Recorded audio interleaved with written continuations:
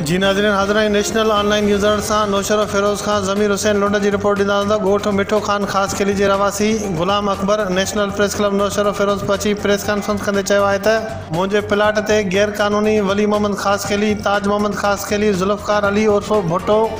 अमानला फ़िरोज़ मुंहिंजे प्लाट ते कब्ज़ो करे मुंहिंजे मथां क़ातिलानो हमलो करे सख़्तु तशदुद कयो आहे जंहिंजी मां अबड़ान थाणे ते रिपोर्ट दर्ज कराई आहे पर पुलिस का बि कार्रवाई नाहे कई। हुन चयो त पुलिस जवाबदार धुरनि सां मिलियल आहे मूंखे मौतमार धमकियूं ॾेई रहिया आहिनि ऐं हुन धमकियूं ॾींदे चवनि था त पुलिस असांजो कुझु बि न कंदी असां तोखे उफ़ट मारींदासीं। हुन अपील कई त IG सिंध DIG शहीद बेनज़ीराबाद SSP नौशर फ़िरोज़ मामले जो फौरी नोटिस वठी मूं मथां क़ातिलानो हमलो कंदड़ जवाबदार खे फौरी गिरफ़्तार करे मथस केस दाख़िल कयो वञे ऐं मूंसां इंसाफ़ कयो वञे।